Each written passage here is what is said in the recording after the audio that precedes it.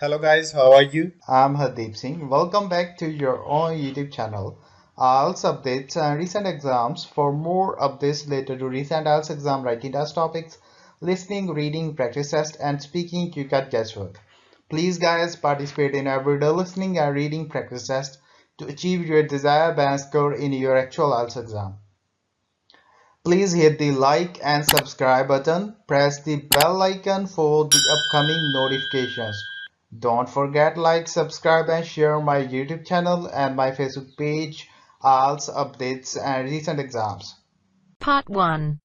You will hear a woman phoning to complain about the item she ordered last week. First, you'll have some time to look at questions 1 to 4.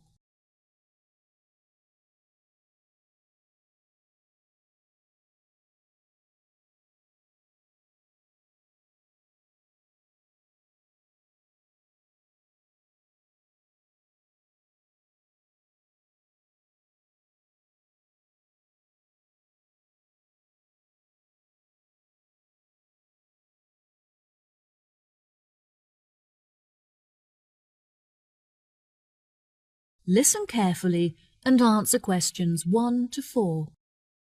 Hello, you are through to the complaints department at Clifton Antiques. Before we begin, I'll just need to take a few details from you. Is that okay? Yes, of course, no problem. Okay, can I please have your full name? My name is Anna Lumley. That's Anna, Lumley. Right, and could you give me a contact number which we can use to reach you during the week? My mobile phone number is 077876345. Okay, great. How can I help you today, Anna? I ordered a large number of items from you last week on the 20th of February and was expecting them to be delivered on the 27th. However, only half of the shipment has arrived. I just want to make sure that they haven't been lost in transit. Right, okay. I'm sorry for the inconvenience. Let me track the parcel and see if I can find out when you should expect to receive the rest of your items. What did you list as the delivery address? I arranged for the parcel to be delivered from your warehouse on Ardale Road to my work address at 235 Ackendale Road. What was it, sorry? 235 Ackendale Road. Akendale.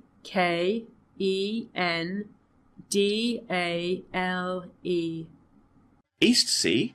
Yes, East Sea. Right, okay. I've found your parcel here on our system. I can see that you've received your shipment, however, nothing is mentioned about the missing items. I would advise that you wait for 2 days, and if the other items don't arrive then, it may be necessary for you to claim insurance coverage for the value of the items. How much are the missing items worth? They cost me $34,500. Well, the insurance company will cover you for 10% of the value, so you could claim $3,450 from them. Just fill in the form on our website, and when the loss is confirmed, you'll receive the money within 1 week. We will refund the rest of the money to you within a month, so you won't suffer a financial loss. That sounds fine. Before you hear the rest of the conversation, you have some time to look at questions 5 to 10.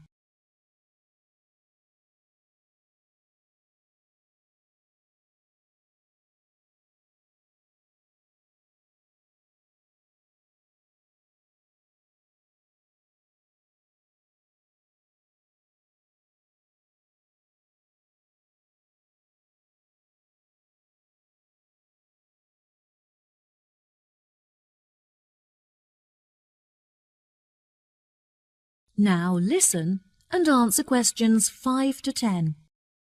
I'll just need to take a list of the missing items from you, so we can check it against our records. Is that okay? Sure, no problem. Unfortunately, a lot of the items are one of a kind and therefore irreplaceable. There were some small items such as lamps and chairs that aren't very valuable. However, there was a large item of antique furniture and a bag full of first edition books, which were among the first ever to be printed on a press. Right, okay. Is there anything else? Yes, I also purchased a Victorian rocking horse for my daughter, some large oil paintings originating from the Edwardian period, and a few decorative fruit bowls. Right, okay, I've taken a list of your missing items, so I'll phone the warehouse to see if any of them are lying around. Ah, I almost forgot. There are a couple of other pieces that I've spotted on your website and would like to order. Can I do that now? Of course, no problem. Can you give me a description of the items that you're looking to purchase? There is a gold clock and a golden framed vintage mirror. Okay, perfect. I'll charge the items to the payment card that you used before, and they should be delivered to you within the next week. Is there anything else that I can do for you today? Yes, two of the items that I received in the shipment are damaged, so I need to make a claim for a partial refund. Oh, I'm sorry to hear that. I need to take down a few details of the actual damage over the phone before you put in a full report. Can you tell me which pieces are damaged? A drawer is missing from the antique mahogany desk, and there is also a dent on one of the corners, so it's unusable. I see. Any idea of the price of repairing it? No, well, I don't think it can be repaired. I will need a new one. Okay, I'll make a note of that and we'll see what we can do. Anything else? I also purchased a set of dining chairs with navy leather padding. However, the colour is faded and one of the legs has completely split down the middle. Okay, are there any other damaged pieces? Yes, I purchased a set of Chinese crockery to furnish my dining room table. However, when I opened the box, I found that a cup was missing and that some plates had smashed. 4, actually. And is that all of the items? Yes, I think that's all. Right, I'll calculate the value of the damaged items and we'll issue you a refund. Okay, thank you so much for your help. No problem at all, it was my pleasure. Goodbye. That is the end of part 1. You now have half a minute to check your answers.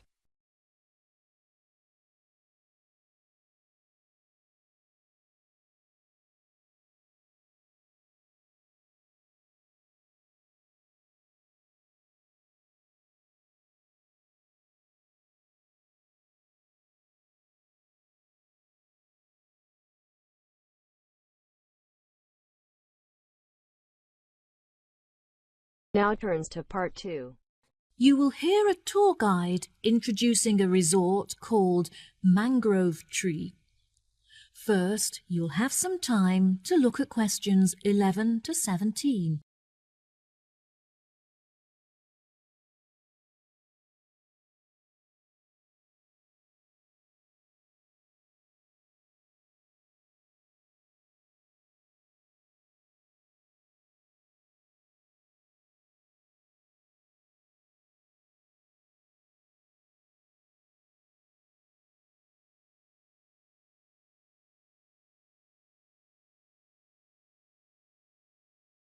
Now listen carefully and answer questions 11 to 17. Welcome to all of you. Can everybody see and hear me? Good. I'm David, your guide for this tour of the Mangrove Tree Resort. I'll start today with some general background information. As there have been a number of changes made, I printed the map of the new complex for each of you. And I'd just like to point out where everything is, and then you can take a look at it for yourself. Basically, the best feature of our new location is that we have our own private beach, which is on the left and accessible directly from the hotel. Now we're standing at the information desk and we're going to look at the views in each direction. Out to the west there's a gift shop where guests can shop for small trinkets made by local villagers from shells and starfish. If you look carefully up there on the other side of the restaurant, there's a state-of-the-art spa facility just next to the grove of palm trees, where guests can have treatments including massage or detoxify their body in the steam room. A major drawback of our previous hotel complex was that there was no room for an on-site helicopter port, which meant that our most important guests were forced to commute from the local airport. As we were unable to construct a suitable facility on the eastern side, we have constructed a large heliport to the north. Guests wishing to stretch their legs after a long flight can simply head south to the tennis courts for a match on our splendidly manicured courts. Now if you look in front of you, there's a swimming pool in the centre equipped with slides and a diving board, which is the main feature of the new complex, and is overlooked by all of the other buildings. We have decided to maintain the family-friendly status of our original hotel. However, from guest service, we have come to realise that parents also enjoy time to relax without having to look after their children. Therefore, we have constructed a fun play centre where parents can leave their children with a trained childminder and take some time for themselves. This facility is located just to the north of the swimming pool and is covered with a small canopy to protect the children from the sun. Many of our working guests will require access to a quiet space for work. If you direct them just south of the swimming pool, they will discover our conference centre, which comes complete with meeting rooms, offices and Wi-Fi access. In order to access the Wi-Fi network, they should simply report to the information desk, where an assistant will provide them with a personal password. This desk is situated just between the conference centre and the beach. Finally, the complex also contains a large sports centre where guests can enjoy our gym facilities and take part in sessions for yoga and pilates. Overlooking the swimming pool from the southeast, the centre offers stunning views of the entire complex and across the ocean. Before you hear the rest of the talk, you have some time to look at questions 18 to 20.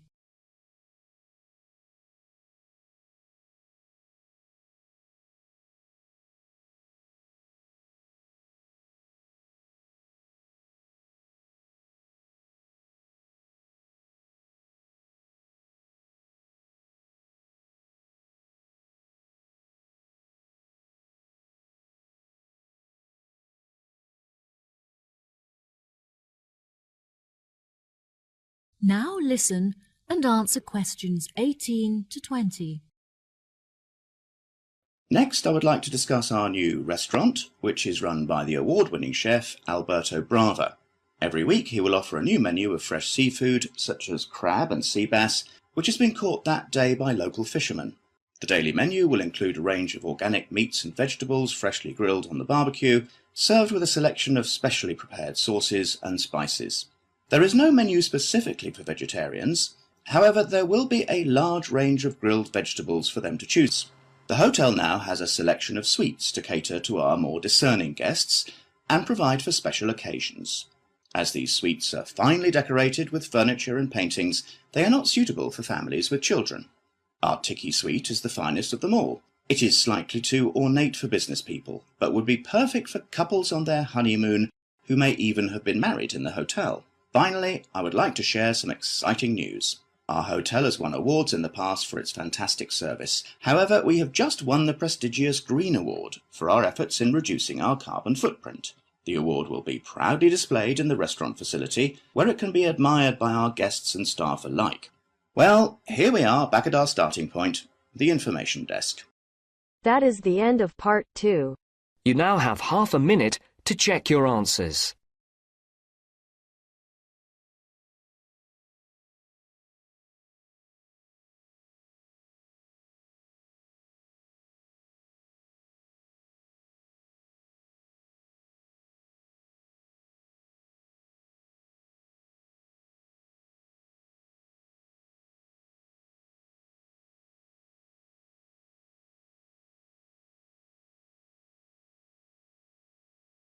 Now turns to part 3. You're going to hear two hosts of a TV programme talking about taking notes from lectures. First, listen to the first part of the conversation and answer questions 21 to 25.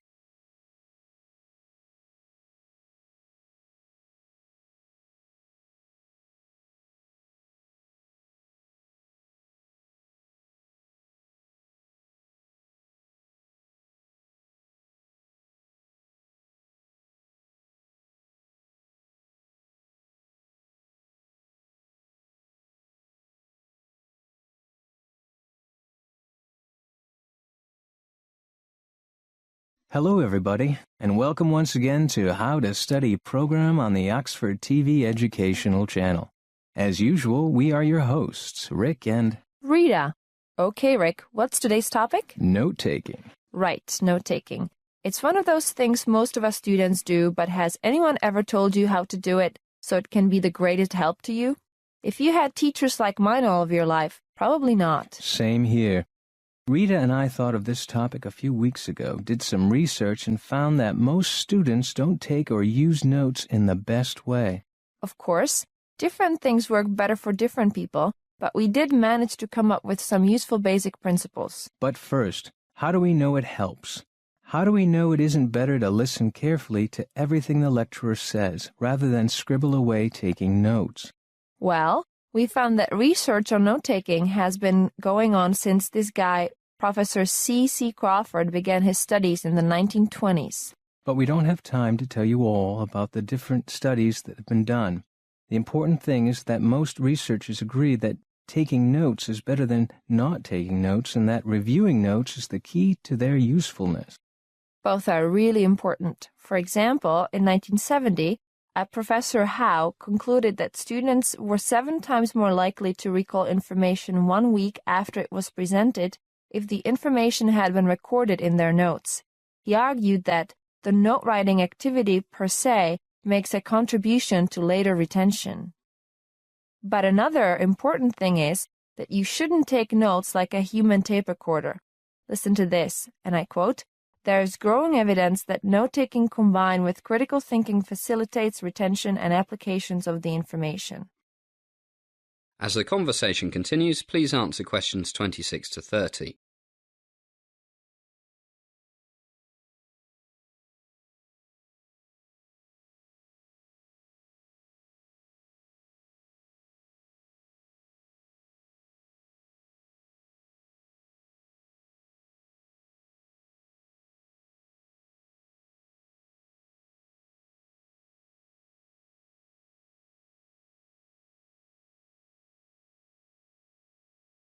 And putting information in different geometric figures, squares, triangles, rings, etc., like in computer programming, to stand for different functions and alternatives improves this reorganization.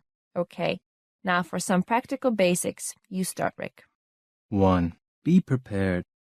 Have your notebook open and pen in hand when class begins. 2. Listen for what the teacher emphasizes with words like to summarize. The main point is. And if something is written on the board, you should probably write it down. And if something is repeated, it's probably important. Don't try to write down every word, just the main ideas, content, and information. And develop your own way of abbreviating words. Go over your notes as soon as possible after class. Underline or highlight main ideas, concepts, and information. And last thing, reorganizing notes while reviewing leads to higher test scores. That is the end of part 3. You now have half a minute to check your answers.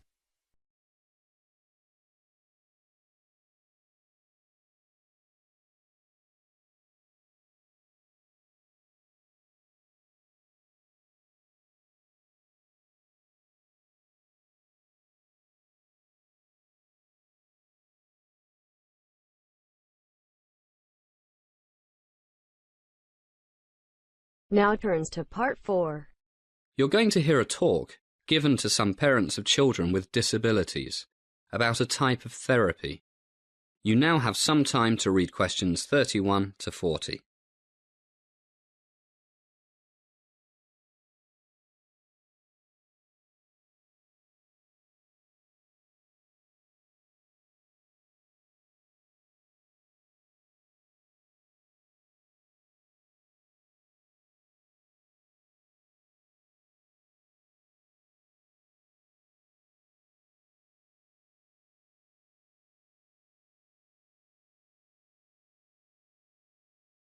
Good afternoon, everybody, and welcome to our hospital's Recreational Therapy Department.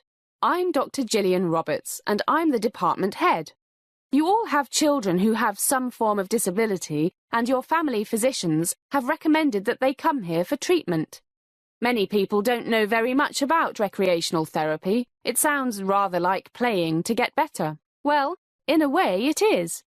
But it's much more than this. So today I'll give you an overview of the basic principles and some common activities of this form of therapy. Please don't hesitate to interrupt me if you have any questions. Let me start by painting a picture in your minds.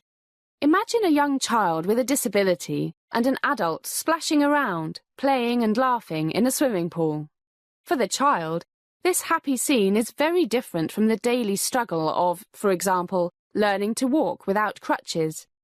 The adult is a recreational therapist.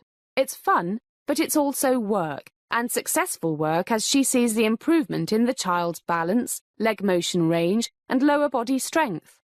Equally important, she sees that the child is slowly but surely gaining confidence.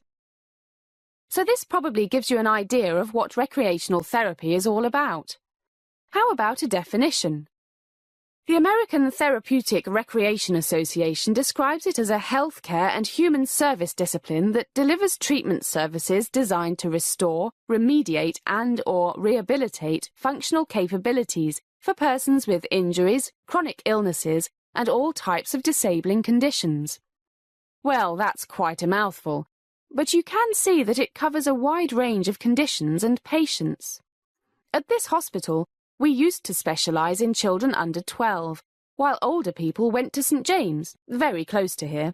But we found that children can be encouraged by seeing adults doing similar things to what they're doing, and they also get very attached to their therapists.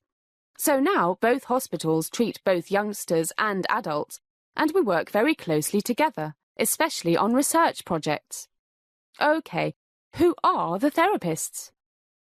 Well, most of them are certified therapeutic recreation specialists, usually simply called recreational therapists. They're certified through the National Council for Therapeutic Recreation Certification, which requires a bachelor's degree or higher, a formal internship, and passing a certification examination. To maintain their certification, they must also participate regularly in professional education activities. Recreational therapists work in a wide range of clinical service areas, but they play an especially important role in the rehabilitation of children with disabling conditions. Their work with children includes such activities as physical play, focused on restoration or maintenance of functioning, and the one-on-one bedside play with a single child or small group activity. By the way, it seems that so far I've been talking about physical problems. In fact, our work also includes trying to help with psychological problems. For example, educational play focused on understanding upcoming surgery, dramatic or expressive play focused upon coping with fear and anxiety, and family or sibling play to help overcome such things as excessive shyness, hostility, and other emotional problems. What makes recreational therapy different from other forms of therapy? As the name suggests, it's the use of recreational activities as the mode of treatment. The treatment goals that a recreational therapist may work towards are similar to the goals of other disciplines on the rehabilitation team, but the way of achieving those goals is different. Also, the recreational therapist has a holistic perspective that includes the patient's leisure, social, cognitive, and physical needs. This means that a recreational therapist may work with a child on one or more of the following functional areas. Physical functioning.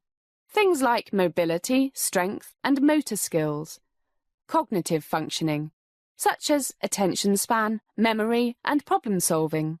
Emotional functioning. Things like self-esteem, confidence, and coping skills. Social functioning. How to communicate and interact with others. Sadly, sometimes we also have to help patients learn to manage pain. Other areas include developmental play skills, leisure interests and abilities. Well, that sounds more like something to do with recreation than the other things I just mentioned.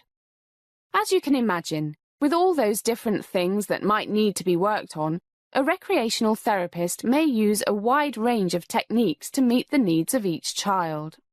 After completing a comprehensive assessment, the recreational therapist identifies appropriate treatment goals and decides on the methods to be used. These methods might include leisure skill building, adaptive sports, aquatic therapy. I mentioned splashing around in a pool at the beginning of my talk, therapeutic art, and animal-assisted therapy. This is increasingly popular. It's wonderful how a friendly dog can do more than all the doctors in the world for some disabled kids. That is the end of part 4. You now have half a minute to check your answers. So guys, don't forget like, subscribe and share my YouTube channel and my Facebook page, IELTS updates and recent exams. For more updates related to recent IELTS exam writing test topics, listening, reading, practice test and speaking, you got guesswork. Please guys, participate in everyday new IELTS listening and reading practice tests to achieve your desired band score in your actual IELTS exam. For more IELTS material, visit my official website www.ieltsupdatesandrecentexams.com. The link is given below in the description. If you need PDF files of latest IELTS material, then please join my Telegram channel. So guys, please write your score below the comment section. Again, thanks for listening. God bless you all guys. Stay tuned, stay safe.